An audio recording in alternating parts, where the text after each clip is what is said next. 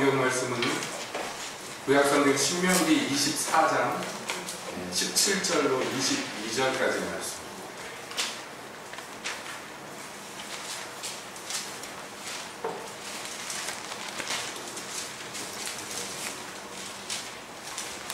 신명기 24장 17절부터 22절까지 말씀 읽어보시겠습니다.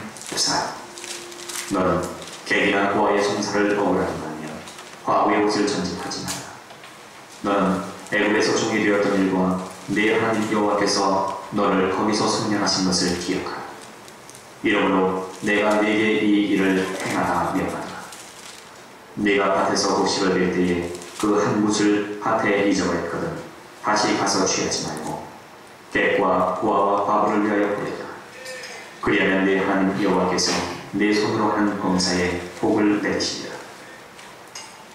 네가 네 감람나무를 건 후에 그 가지를 다시 살리지 말고 그 남은 것은 객과 고아와 과부를 위하여 보내두며 네가 네 포도원의 포도를 딴 후에 그 남은 것을 다시 따지 말고 객과 고아와 과부를 위하여 보내두라. 너는 애굽 땅에서 종이 되었던 것을 기억하라. 이러므로 내가 네게 이 일을 행하라 명하라.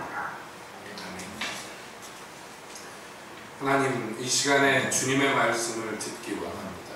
주님 오셔서 우리에게 말씀하여 주시옵소서. 예수님의 이름으로 기도합니다.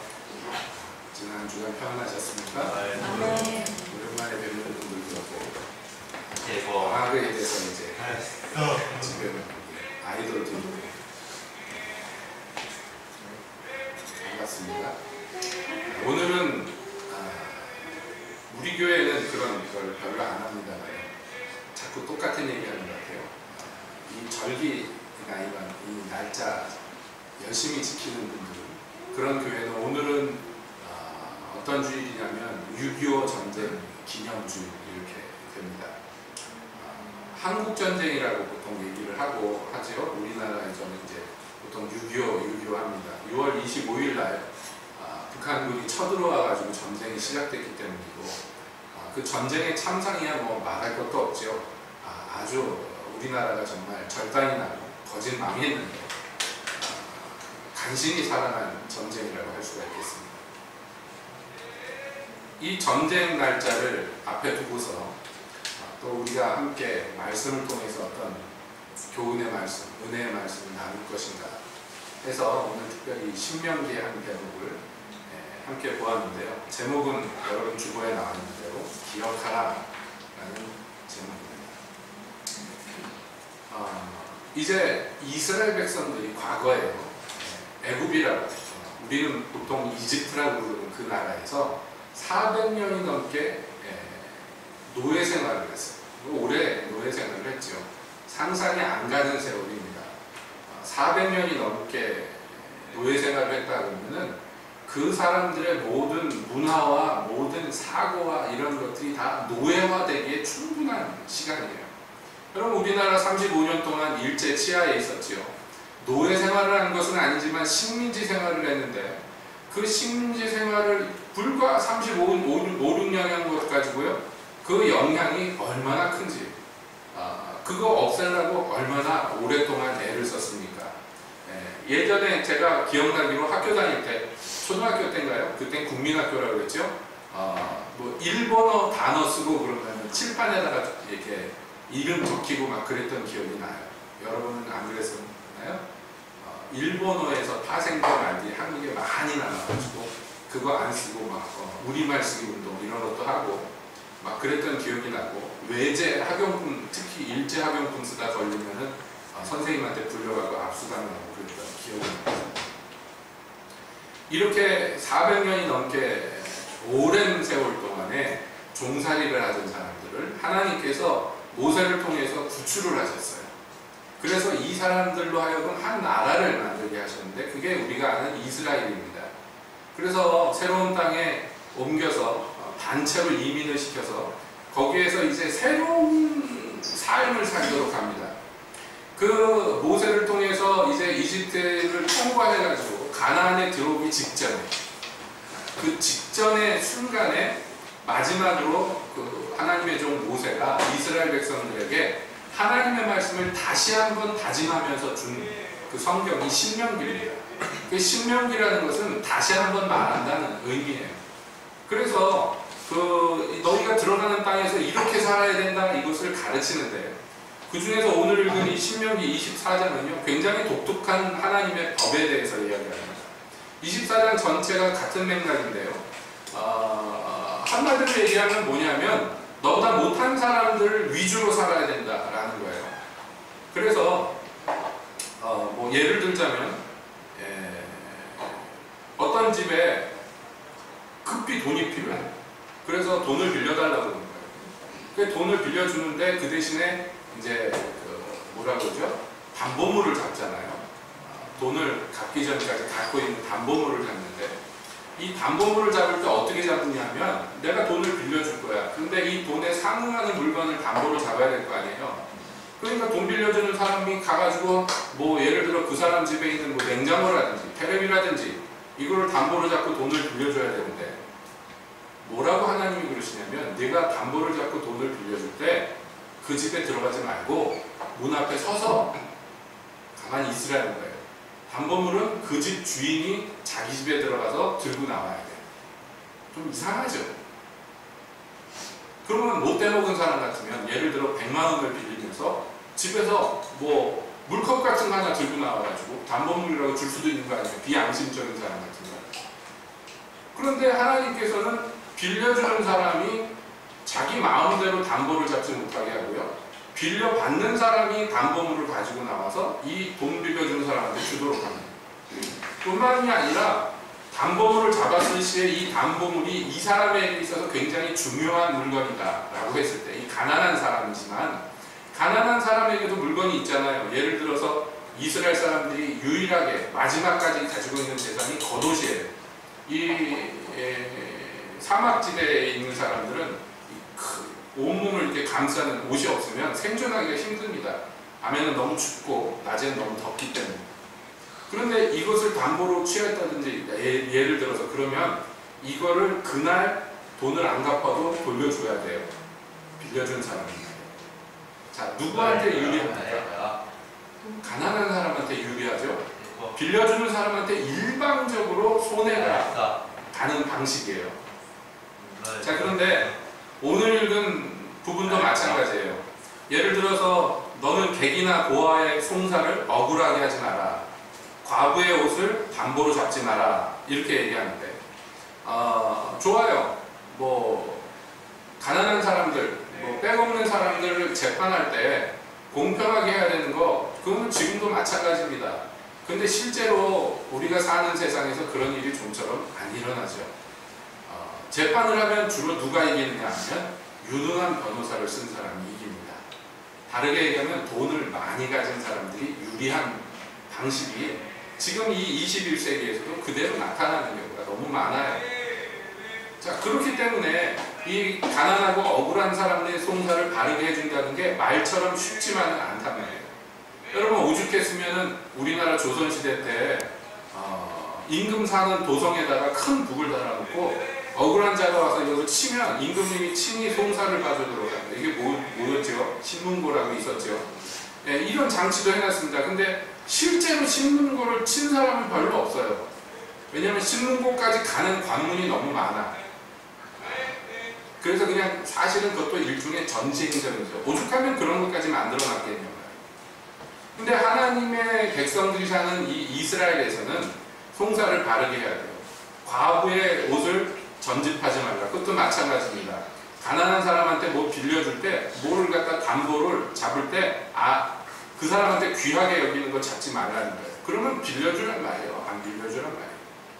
빌려주란 얘기예요. 근데 이게 권고사항이 아니라 문제는 명령이라는 거예요.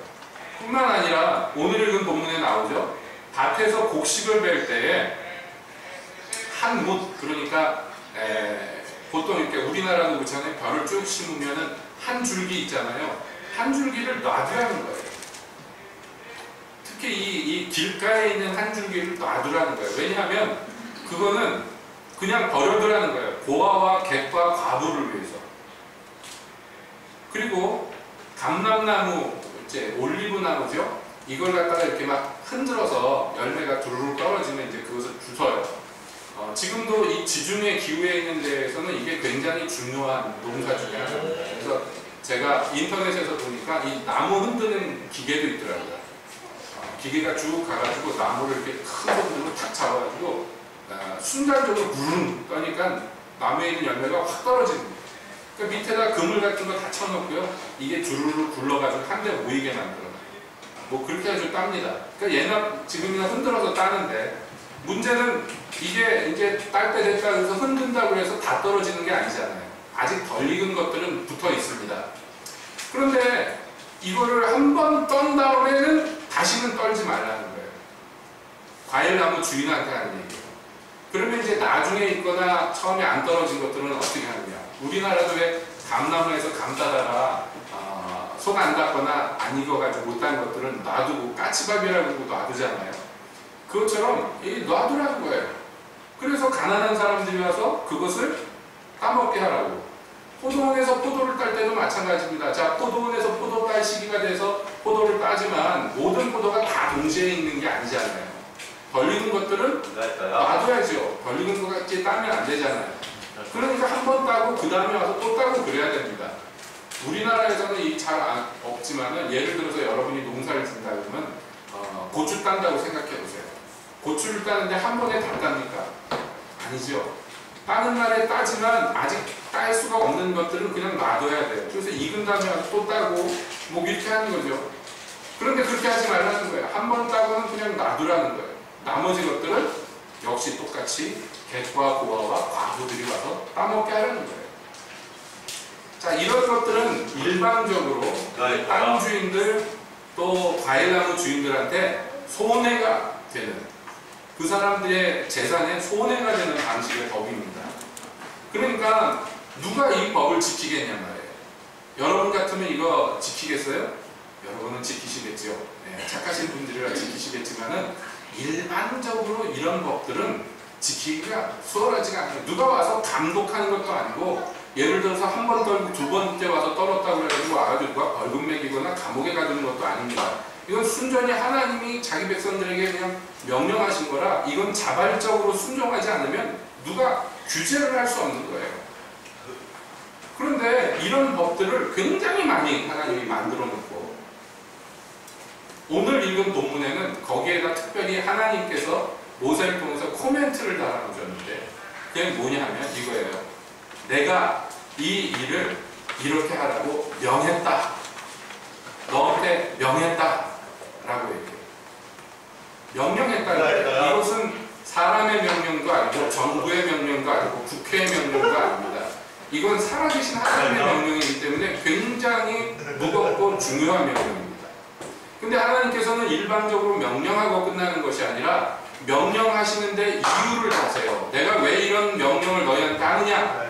이유가 뭐냐면 너는 애굽 땅에서 종되었던 것을 기억하라. 이러므로 내가 내게 이 일을 행하라 명하느니라 라고 얘기하셔요.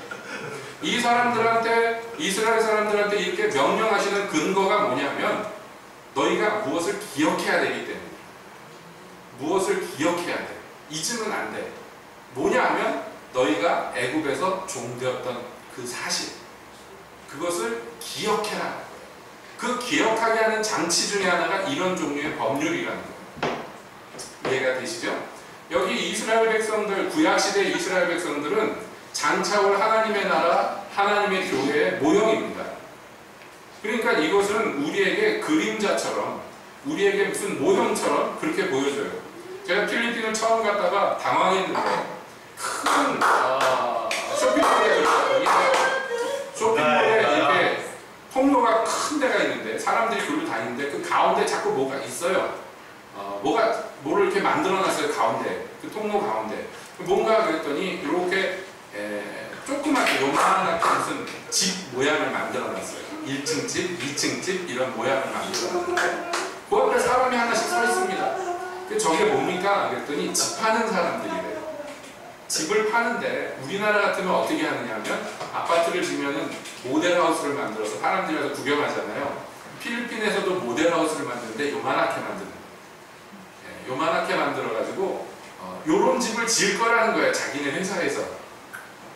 그러니까 그걸 보고 사람들이 계약을 하는 거예요. 제가 지나가는데 외국 사람이라서 그런지 자꾸 부르는 거예요. 와서 집 사라고. 돈 있게 생겼나 봐요, 제가. 한국에도 집이 없는데 필리핀에 집을 사겠어요? 그게 뭐냐면 요런 식으로 짓겠다 모형이에요. 그걸 보고 사람들이 실제로 돈을 내고 사는데, 재밌는 것은요, 집을 짓는데 진짜 그런 집을 지어요. 그 만들어 놓은 것 같은 집. 다시 말하면 장난감 같은 집이죠. 그래서 큰 마을이 있는데 똑같은 집이 한 100채쯤 있어요. 저 같으면 거기 들어가면 자기 집을 못 찾아가요. 생긴 것도 똑같고 색깔도 똑같은데 장난감 같이 딱 만들어놨어요. 아무튼 간에 하나님께서 장차 하나님 자기의 교회를 세우시는데, 그 교회가 이런 식으로 세워질 거다 하는 모형으로 모델하우스처럼 만들어 놓은 게 구약 이스라엘 백성들이에요. 그러니까 이스라엘 백성들에게 하나님이 자꾸 뭘 기억하라고 하면서 기억나게 하는 장치를 해놓으셨는데, 어떤 사람이 이스라엘 백성으로 살면서 돈을 손해보면서 다른 가난한 사람들을 위해서 살아야 돼요. 돈을 손해보면서 실제로 자기 돈을 써가면서 자기 농사진 거의 일부분을 그냥 놔둬야 돼요. 오늘은 입지 않았습니다만, 예를 들어 추수를 하면, 옛날에 다 사람 손으로 했으니까 추수를 하다 보면 나달이 막 떨어지잖아요. 낫지를 하면 나달이 떨어지게 되어 있습니다. 익은 거 잘 익을수록 잘 떨어지잖아요. 그런데 그거 떨어진 거 주수면 안 된다. 그거는 역시 객과 보아와 과부를 넣어줍니다. 그래서 우리가 룻기를 보면 룻이 보아스네 밭에 가가지고 다 주워다가 그거 주워다가 먹는 거예요. 자, 그러니까 이 삶의 한 방식 중에 계속해서 무슨 장치가 놓여 있냐면 기억나게 하는 장치가 있어요. 기억나게 하는 장치. 왜 이 가난한 사람들, 왜 고아나 과부나 아니면 나그네들을 위해서 이렇게 해야 됩니까? 왜 이렇게 해야 됩니까? 네가 그런 사람이라는 것을 기억하게 하기 위해서. 네가 그런 사람들보다 더 못한 남의 나라 가서 노예 생활했던 사람들이라는 것을 기억나게 하기 위해서. 이거예요. 그러니까 하나님의 지금 의도는 이스라엘 백성들이 이 자기들이 예전에 노예였다는 것을 기억하는 게 굉장히 중요하다는 거예요. 하나님 입장에서는. 그래서 여러 가지 장치를 만들어놔서 이 법만 있는 게 아니에요. 이스라엘 백성들이 예를 들어서 지키는 3대 절기 중에 하나가 초막절 같은 게 있는데, 여러분 초막절 되면 일주일 동안 생업을 다 그만두고 들판에 나가서 길바닥에서 자야 돼요. 온 식구들이 다 가서. 요즘처럼 캠핑을 그 비싸게 해서 글램핑이라고 이런 게 아니라 초막, 그러니까 풀떼기나 나무떼기 주워다가 그걸로 오두막을 지어놓고 거기에서 일주일 동안 살아야 돼요. 애들 데리고 거기서 밥 해먹고. 그러면 자식들이 아이고 왜 멀쩡한 집 놔두고 여기 나와서 이렇게 삽니까? 하면 그때 부모들이 이 자녀들에게 이야기를 해주는 거예요. 우리의 조상들이 예전에 노예 생활하다가 풀려나서 광야에서 이와 같이 살았다는 것을 기억나게 해요. 그걸 1년에 한 번씩 꼭 해야 돼요. 무교절에는 뭐 해야 됩니까? 여러분 무교절은 무교병, 그러니까 이 사람들이 주식으로 먹는 빵을 이스트를 넣지 않은 그 빵을 그냥 먹는 거예요. 이 무교절 내내 그것만 먹는 거예요. 그것만 먹어야 돼. 여러분 이게 맛있지가 않아요. 우리나라도 비슷한 음식이 옛날에 있었죠. 개떡이라고. 그래서 남아있는 말 있잖아요. 개떡 같다. 요즘에 안 쓰는데. 저 어렸을 때도 엄마 배고파, 뭐 먹고 싶어, 뭐 맛있는 거 먹고 싶어 그러면 어머니가 개떡 부쳐주셨는데 그거 솔직히 맛이 없죠. 그냥 밀가루 반죽해서 프라이팬 같은 데다 부쳐서 주는 건데 뭐가 맛있겠습니까? 그러니까 꼭 그런 식의 음식을 일주일 내내 먹어야 돼요. 이게 무교절이에요. 왜 이걸 먹습니까? 너희가 애굽에서 탈출할 때 이런 음식을 먹고 그날 밤을 지냈다는 것을 기억하게 해요. 유월절을 지켜야 돼요. 왜요? 너희가 이 애굽에서 10가지 재앙이 내린 마지막 재앙에 이 은혜로 말미암아 다시 살아났다는 걸 기억하게 해요. 그러니까 하나님께서 명령하신 것의 대부분이 기억하게 하는데 굉장히 초점을 맞추고 집중합니다. 하나님이 왜 그렇게 법률을 만드셨느냐면 이게 중요하기 때문에. 다시 말씀드립니다만 이건 교회의 모형이라고 했어요. 그러니까 똑같은 의미로 우리 지금 신약 교회인 저와 여러분에게도 하나님이 기억나게 하는 장치를 굉장히 많이 갖춰 놓으셨어요. 그리고 우리에게 기억하라고 계속 말씀하는 거예요. 기억하라고. 어떤 중요한 게 있는데 그것을 우리가 놓치면 안 되고 계속 기억해야 돼요. 근데 만약에 이 기억을 안 하면 어떻게 될까요? 어떤 일이 일어날까요? 역시 마찬가지로 우리가 구약을 보면은 그런 것들이 나와 있어요. 여러분, 이스라엘 백성들에게 이게 수많은 기억나게 하는 것들을 주셨는데 이스라엘 백성들이 하나님을 멀리하면, 하나님 믿는 것을 그만두거나 다른 신을 섬기거나 하면 제일 먼저 나타나는 증상이요, 이것을 기억하는 것을 그만둬버려요. 그래서 기억을 안 해. 여러분, 하나님께서 왜 굳이 지금 멀쩡하게 잘 사는 사람들한테 너희가 옛날에 노예였다, 이걸 왜 자꾸 기억나게 합니까? 노예였다는 게 중요한 게 아니기 때문이에요. 그 노예였는데 너희가 오늘날 왜 이렇게 편안하고 자유롭게 사는지 아느냐, 이걸 기억하라는 거예요. 노예였던 너희를 누가 이렇게 만들어줬느냐 하는 것을 기억하라는 거예요. 그건 뭐 때문이었습니까? 이스라엘 백성들이 아주 우수한 슈퍼 노예였기 때문에 하나님이 특별히 복을 내리신 거예요? 아닙니다. 하나님께서 이스라엘이 뭘 잘해서 복을 내리신 게 아니에요. 하나님이 이스라엘을 먼저 사랑하시고 하나님이 이스라엘에게 먼저 복을 베푸셨어요. 이스라엘은 이것을 항상 기억해야 돼요. 왜냐하면 자기들에게 은혜를 베풀어 구원하신, 이 노예에서 풀려나게 하셔서 자유하게 하신 이 하나님의 은혜를 망각하면 그 다음부터 뭐가 무너지느냐면 하나님께 대한 감사, 하나님께 대한 찬양, 하나님을 섬기는 모든 것들이 다 무너지기 때문에. 물론 그냥 의례적으로 습관적으로 뭐 종교생활 할 수 있어요. 이스라엘이 그렇게 했잖아요.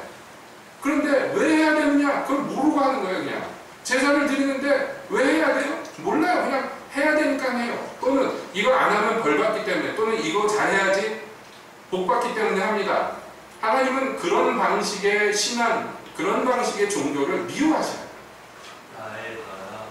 하나님은 그러므로 자기 백성들이 자기에게 나올 때 반드시 어떤 것을 기억하고 나오기를 원하시는데, 바로 종되었던 땅 애국에서 나를 구원하신 하나님, 그것을 잊지 않고 하나님께 나오기를 원하시는 거예요. 모든 신앙의 근본이에요. 오늘날 신약교회에서도 똑같습니다. 여러분, 저와 여러분들이 이렇게 예배당에 와서 앉아 있습니다. 서두에 말씀드렸지만 우리가 6.25라는 이 한국전쟁이라는 굉장한 전쟁을 겪었어요. 이거 현대사에도 굉장히 중요한 전쟁 중에 하나입니다. 2차 대전이 끝나고 세계가 눈에 보이지 않는 전쟁을 시작하게 됐는데 그걸 뭐라고 부르냐면 냉전이라고 불러요. 기억나시죠? 옛날에 냉전시대라는 게 있었어요. 저 공산주의의 거두인 소련하고 이 자본주의 거두인 미국하고 둘이 대장이 돼가지고 세계를 반쪽을 내가지고 보이지 않는 전쟁을 했는데 이게 냉전, 콜드워라는 냉전입니다. 그런데 이 냉전 시대의 첫 번째 꽝 부딪힌 게 어디였냐면 하필이면 이 한반도였단 말이에요. 한반도. 그러니까 공산주의와 자본주의, 민주주의가 처음으로 대규모로 부딪힌 데가 이 한반도였어요. 그러니까 이게 우리나라 내전이 아니고 이게 일종의 전 세계 전쟁의 대리전이 되어버렸는데, 근데 이 나라가 튼튼한 나라가 아니에요. 왜냐하면 35년 동안 남의 나라에서 종살이 하는 나라예요. 제대로 갖춘 게 하나도 없는 아주 미약하고 가난한 그런 나라였어요. 거기에서 이 큰 세력들이 부딪혔어요. 이게 6.25입니다.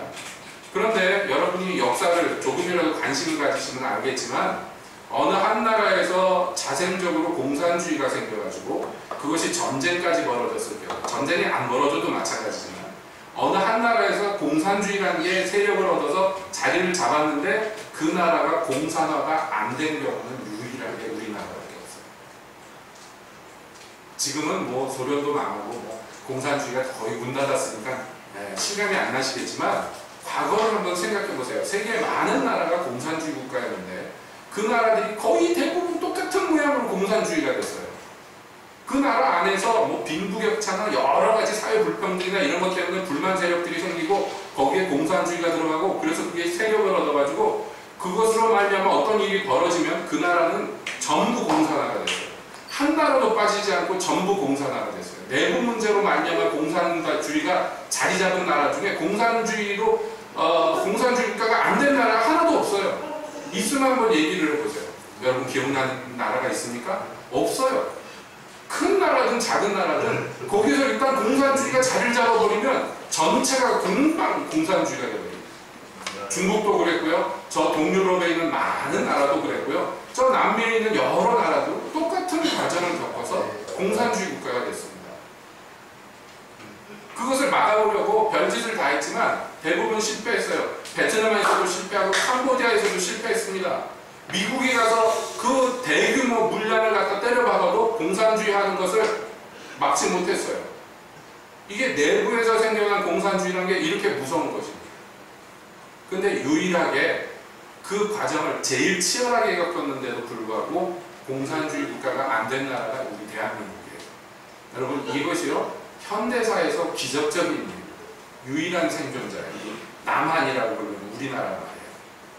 아시다시피 거의 다 점령됐었어요.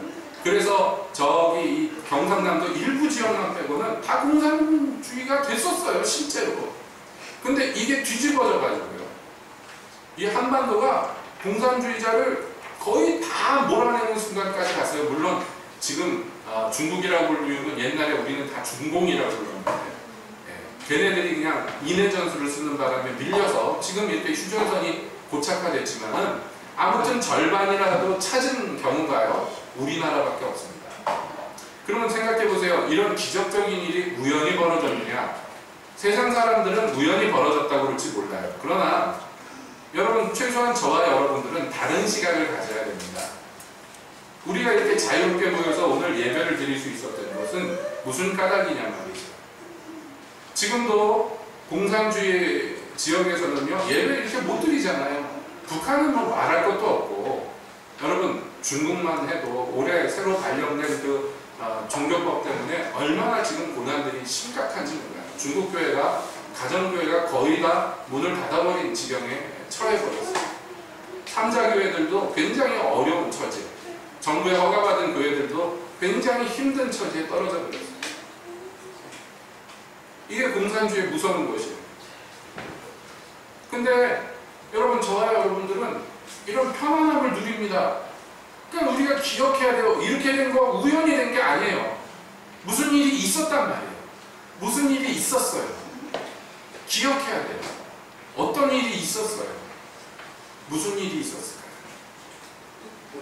세상 사람들은 표면만 보고 알지 못합니다. 그러나 여러분 저와 여러분들은 무슨 일이 있었는지 알아야 돼요. 예를 들자면 우리가 이 경상남도 일부 지역만 남기고 다 공산화됐을 때 이게 언제 뒤집어지느냐면 인천 상륙작전 들어보셨잖아요. 인천 상륙작전으로 말미암아 이 한반도의 공산당들 허리를 딱 끊어버려가지고 그래가지고 이제 위아래로 납작품 해가지고 이긴 건데 말하자면 그게 이제 시작인데요. 생각해보세요. 인천 상륙작전을 메가더가 지휘해가지고 했는데 그러면 이 북한 애들, 이 공산당들이 바보들도 아니고 인천으로 쳐들어오는데 왜 못 막았을까요? 생각을 해보세요. 여러 이유가 있지만 첫 번째 이유는 북한 당국에서 설마 인천으로 누가 상륙작전하리라고 생각을 못한 거예요. 우리가 동해안을 사니까 잘 이게 피부에 안 와닿지만 여러분 서해안에 가보면 제가 무슨 얘기하는지 알 거예요. 서해안의 웬만한 지역에서는요 배가 이게 해변으로 들어오기가 굉장히 힘듭니다. 물이 빠지면요 저 심한 데는 수평선 있는 데까지 물이 빠져요. 여기까지 물이 들어왔던 데에 저녁 때 물이 들어오면 여기까지 들어오는데 이게 물이 빠지면 저기 수평선 있는 데까지 땅이에요. 그냥 땅이 아니고 걸어 다닐 수 없는 땅. 여러분 우리 동해안은 해수욕장에 와가지고 막 수영하다가 나와도 되잖아요. 그런데 저 서해안 해수욕장들에서 물에서 막 놀다가 나오면요 나오는 게 얼마나 힘든지 몰라요.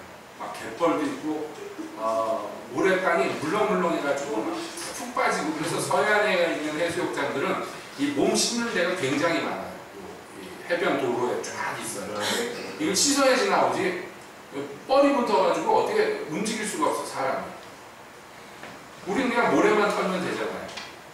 그러니까 그런데 큰 군함들이 들어온다? 상상이 안 되는 거예요. 그러니까 당연하게 북한 쪽에서도 설마 여기로 대군이 올 일이라고 생각을 못한데 벌을 찌르고 들어왔는데 그만큼 어려웠다는 거예요. 이 상륙 자체가. 그런데 기적적으로 상륙을 했어요. 그때 기록을 보면 안 되는 건데 상륙이 됐어요. 뿐만 아닙니다. 우리나라 여러분 아시잖아요. 낙동강 그 이남으로 조금 남아 있었을 때에 유엔이라는 게 생겨가지고 처음으로 결함한 내용이 뭐였냐면 남한에 유엔군을 보내는 거예요. 유엔군을 보내는 게 처음으로 결함했는데 사람들이 우우하고 와가지고 우리를 돕기 시작했어요. 근데 이유를 몰라. 왜 이렇게 되는지 몰라. 기적들이 너무 많이 일어나서 왜 이런 일이 일어난지 몰라. 그때 온 군대들에 대한 얘기들이 많이 있잖아요. 여러분 이디오피아 군대 얘기 보셨습니까? 우리나라에서 특별방송으로 예전에 해줬었는데 이디오피아도 굉장히 독립전쟁을 오래 해가지고 간신히 독립한 상태였는데요. 이 우리나라의 전쟁 난 거 보고 이디오피아 국왕이요. 우리가 어려움을 겪었으니 우리와 같은 어려움을 겪는 나라를 돕는 것이 마땅하다. 그래가지고 자기네가 찢어지게 가난한 나라인데 부대를 보냈어요. 근데 사람들이 막 자원해서 그 군대에 들어왔어요. 국왕이 보내면서 하신 말씀이 가서 이기거나 아니면 가서 죽어라. 그래서 와가지고 이디오피아 군대가 와서 싸우는데 뭐 얼마를 몇 번을 싸우는데 한 번도 안 졌대요. 그래서 지금도 그 참전용사들 이디오피아 출신들이 굉장히 자부심을 갖고 있어요. 세계 모든 나라가 와가지고 거의 대부분의 나라가 와서 우리를 도왔고 심지어는 영세 중립국인 스위스마저도 우리나라를 도왔어요. 왜 도왔는지 잘 몰라요. 설명 안 되는 게 너무 많아요. 그래서 우리는 이 모든 일들을 뭐라고 부르냐면 하나님의 은혜라고. 하나님의 은혜. 그거 아니면 설명이 안 돼요. 아시다시피 평양에서 대부흥이 일어나고 그 결과로 많은 교회가 생기고 많은 기독교인들이 생겼지만 대부분 지금 보면 북한 쪽에 기독교가 왕성했고 이 남한 쪽엔 거의 교회가 없던 시절이었어요. 유교가 터졌어요. 특히 북한에 있던 기독교인들이 대부분 피난을 왔는데 왜냐하면 기독교인들을 핍박하고 죽이니까 많은 사람들이 죽었지만 또 많은 사람들이 이남으로 도망 나왔어요. 이 사람들이 피난 오면서 곳곳에다가 교회를 세웠어요.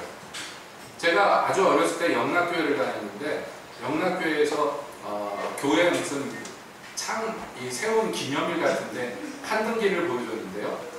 한 번은 그걸 보여주더라고요. 영락교회 교인들이 북한부터 피난 오면서 교회를 세웠던 그 옛날 교회들 사진을 쭉 보여주는데 이 사람들이 피난 오면서 참 대단한 사람들이에요. 어디 조금 머물면 거기다 예배당을 줘요. 조금 거기서 또 도망쳐가지고 그 다음에 또 예배당을 짓고 부산까지 도망을 갔어요. 남한에 많은 사람들이 복음을 들고 오게 돼요. 첫 번째 계기가 됐고 뿐만 아니라 일제시대 때 많은 죄들이 있었죠. 여러분 아시죠? 우리나라에 큰 죄들이 많았던 것으로. 일제시대 때 우리나라 교회가 신사참배했습니다. 그리고 우리나라 목회자들이 거기 앞장섰고 많은 사람들이요. 심지어는 신도 세례까지 받았어요. 그냥 신사참배만 해도 되는데 그거 갖고 총독부에 감동을 못 준다 그래가지고 총독부가 천황폐하께 더 감동을 줘야 되겠다 그래서 한강에 모여가지고 우리나라 많은 목회자들이요 세례를 받았어요. 일본 신의 세례를 받았어요. 사진들도 남아있어요. 그리고 해방이 됐는데 이분들의 대부분들이 순교하거나 또는 순교 직전에 감옥에서 있다가 풀려난 사람들을 교회에 받아주질 않았어요. 회개하라고 했더니 우리 아니었으면 교회를 누가 지켰겠느냐고 회개 안 했어요. 어떻게 보면 그 결과로 일어난 게 6.25 전쟁입니다. 그래서 회개하지 않던 북한의 대부분의 교회가 다 무너졌어요. 하나도 빠짐없이. 그리고 무서운 일이지만 북한에 있던 그 예배당 자리마다 예배당을 다 없애버리고 폭파해버리고 거기다 다 하나도 빠짐없이 김일성 공사를 다 세워놨어요. 북한에서. 하나도 빠짐없이. 이거는 누가 봐도 마귀가 하는 짓이에요, 이거는. 그런데 마귀가 공격한 게 중요한 게 아니라 그 빌미를 조선의 교회가 문을 열어줬다는 거예요. 회개하지 않았기 때문에. 제가 이것은 분명하게 말씀드릴 수 있습니다. 저희 모교의 목사님이 평양신학교 출신이셨어요. 그래서 그 당시에 피나가가지고 부산까지 도망온 사람 중에 하나였는데 그분이 직접 경험한 얘기를 하면서 때때로 눈물 흘리면서 그 얘기를 하셨던 기억이 아직도 납니다. 도망온 그 한국 목사님들, 대한민국 이 장로교 총회가 부산에서 모였는데 그 총회에 모인 목사님들이 공식적으로 처음 회개했어요. 우리의 죄를 용서해달라. 우리가 잘못해서 지금 우리나라가 이 지경입니다. 북한에 모인 목회자들이 총회를 하면서 처음으로 울면서 기도하기 시작했어요. 회개를 공식적으로 했어요. 우리가 잘못했다고. 근데 놀랍게도요, 그 총회가 끝나고 며칠 안 돼서 전세가 뒤집어졌어요. 그래서 지금 보는 대로 지금 이 낭만이 회복이 됐어요. 그 총회에서 회개가 그래서 그건 전부는 아니겠지만 굉장히 중요합니다. 그래서 이맘때 되면 6월 말쯤 되면 저희 모교에서 목사님이 때때로 그 얘기를 하면서 울컥해가지고 눈물을 흘리면서 그 얘기 하셨던 기억이 어렸을 때 많이 본 기억이 나요. 우리가 그때 울면서 잘못했다고 하나님한테 회개했다. 여러분, 기억하게 하는 장치들이 우리에게도 굉장히 많이 있습니다. 우리나라와 민족을 또 우리 이 대한민국의 교회를 볼 때 여러분 우리가 이것을 기억해야 돼요. 그리고 기억한 다음에 뭘 해야 됩니까? 예? 똑같은 죄를 똑같은 잘못을 저지르면 안 되겠죠. 여러분 우리가 완전히 망해가지고 숨이 깔딱깔딱 하다가 살아났어요. 그럼 다시 그런 죄를 지면 되겠죠. 뿐만 아니라 우리와 같은 형편, 정말 죽는지 사는지 모르는 교회들이 너무 많아 지금. 우리가 예전에 겪었던 그 일들을 겪고 있는 데가 너무 많아. 이걸 기억해야 되겠어요. 이 사람들을 도와줘야 되겠어요. 당연하지만 우리가 겪었으니까 우리가 과거에 객과 고아와 과부였기 때문에 지금 객과 고아와 과부인 사람들을 돌아보라고 하나님이 이스라엘에게 명령하셨듯이 우리가 똑같은 처지에 있는 교회들을 잊어버리면 안 돼요. 북한의 교회를 생각해야 돼요. 중국의 교회들을 생각해야 되고 저 무슬림들이 있는 지역에 있는 열악한 교회들을 위험에 처해있는 교회들을 기억해야 돼요. 살았다 하나 이름뿐인 교회들을 돌보고 도와야 돼요. 그것을 위해서 우리가 일종의 손해를 감수해야 돼요. 이게 이제 교회 영역으로 볼 때 이렇다. 개인 영역으로 볼 때도 역시 마찬가지입니다. 개인 영역으로 볼 때도 여러분, 저와 여러분들이 기억할 것이 얼마나 많습니까? 예? 지난 시간에도 그런 말씀 드렸지만 많은 기독교인들이 자기가 옛날에 죄인이 아니었던 것처럼 태어날 때부터 의인이었던 것처럼 그렇게 생각하고 사는 사람들이 너무 많아요. 여러분, 우리는 평생에 하나님 앞에 감히 떳떳하게 얼굴을 들 수 없는 사람들이에요. 하나님의 은혜를 베풀었으니까 얼굴 들고 주님 앞에 나오는 거지, 사실 이렇게 저렇게 따지면 그 앞에서 감히 입도 뻥끗할 수 없는 게 저와 여러분들이에요. 이거를 잊어버리면 안 돼요. 하나님의 은혜로 지금 우리가 하나님의 자녀가 되고 하나님의 백성이 되었다 할지라도 과거에 내가 어떤 죄를 짓고 어떤 짓을 했었고 하나님과 어떻게 원수되었고 어떻게 하나님 거역하는 자들 중에 하나였는지를 평생에 기억해요. 평생에 기억해야 돼요. 나는 그렇게 큰 죄를 저지른 거 없는데요 라고 생각하시면 안 됩니다. 그렇다면 여러분들이 그렇게 느낀다면 여러분들은 어떤 의미에서 진정한 회개를 경험하지 못했을지도 몰라요. 여러분이 기독교인이 되기 위한 필수적인 관문이라고 얘기할 수 있는 진정한 의미의 구원을 주는 회개, 네? 그 회개를 경험했다면 제가 무슨 얘기하는지 알 거예요.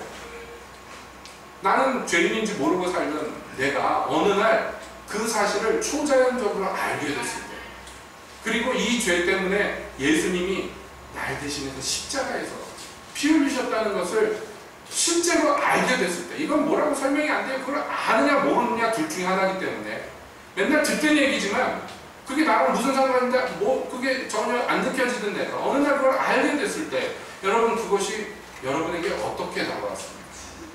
정말 죽을 것 같은 괴로움, 내 죄가 이런 무서운 일을 벌였다는 것 때문에 여러분 하나님 앞에서 울면서 용서를 구한 적이 있지 않습니까? 처음으로 회개했을 때, 처음으로 죄 용서 받았을 때 말이에요.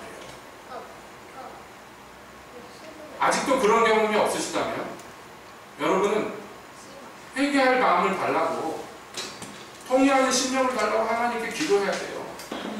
이거는 내가 갖겠다 해서 되는 게 아니라 정말 하나님이 주셔야지 되는, 하나님의 은혜로 베푸셔야지 가능한 거예요. 예수님 십자가가 우리 눈앞에 밝히 있어도요, 그게 정말 내 것이 되기 위해서는 진정한 회개가 있어요. 뿐만 아니라 이렇게 진정한 회개를 통해서 용서를 받았고, 그리고 나서 하나님의 백성으로 살다 보면 어느 순간에 이거를 망각하게 된다. 그때 회개했을 때 그 통회하는 심, 그 회개를 통해서 용서받았을 때 그 말할 수 없는 해방과 자유의 기쁨, 그리고 나 같은 것을 위해서 피 흘려 주셨다는 것에 대한 주님께 대한 너무나 큰 감사와 감격, 이런 것들을 어느 순간에 잃어버려요. 그래서 신앙이 타성이 되어버리고, 그렇게 되면 어떻게 됩니까? 주께서 에베소 교회에게 말씀하셨듯이 내가 이것도 잘하고 저것도 잘했지만 처음 사랑을 잃어버렸구나. 그렇기 때문에 기억해야 돼요. 에베소의 교회에 뭐라고 얘기해요? 너는 돌이켜 어디서 떨어졌는지, 이게 언제 시작됐고 어떻게 해서 오늘날까지 왔는지 그걸 빨리 찾아내고 그 떨어진 데 가가지고 도로 찾아와라. 그 네가 가다가 흘려버린 그 주님에 대한 사랑, 처음의 사랑, 그것을 회복해라. 그렇지 않으면 교회의 표지가 되는 이 촛대를 내가 옮겨버리리라. 무서운 말씀을 하셨어요. 여러분, 우리 각 개인도 마찬가지. 뭐 늘 그래야 되겠지만 특별히 유교 즈음해가지고 주께서 우리에게 베푸신 그 은혜들을 기억해야 돼요. 내 영혼이 그것을 다시 기억해서 새롭게 해요. 그걸 기억 안 하면 큰일 나는 거예요. 그래서 베드로후서 1장 9절에서는 이렇게 얘기합니다. 이런 것이 없는 자는 소경이라 언시치 못하고 그의 옛 죄를 깨끗게 하심을 잊었느니라. 경고의 말씀. 내 옛 죄를 깨끗게 하셨다는 그 사실을 잊어버렸다. 그래서 소경이 됐다는 거예요. 오늘. 여러분, 이것은 기왕에 믿은 사람들에 대한 경고예요. 이스라엘이 몸이 애굽에서 나와서 가나안 땅으로 옮겨졌어요. 신분이 노예에서 자유인이 됐어요. 그런데 하나님을 잊어버리면, 하나님이 베푸신 은혜를 잊어버리면 이들이 다시 노예로 떨어져요. 바벨론으로 끌려갑니다. 이것이 오늘날 우리에게 모형과 같습니다. 그러므로 우리 새벽교회 성도 여러분께 다시 한번 주님의 말씀으로 권유드립니다. 여러분, 오늘이라 불리는 날 기억합시다. 주가 나를 위해서 행하신 모든 일들을 생각합시다. 잊지 맙시다. 그리고 평생에 그 내게 주신 그 은혜, 나를 위해서 그 하신 모든 일들을 노래하고 찬양하고 높여요. 감사하고. 그래서 감사하는 자마다 하나님을 영화롭게 하고 하나님께 영광을 돌리고 그 복된 자리에 들어간다 하셨으니 우리가 그 하나님을 찬양하고 영화롭게 하는 데 성공하여서 전진해 나가요.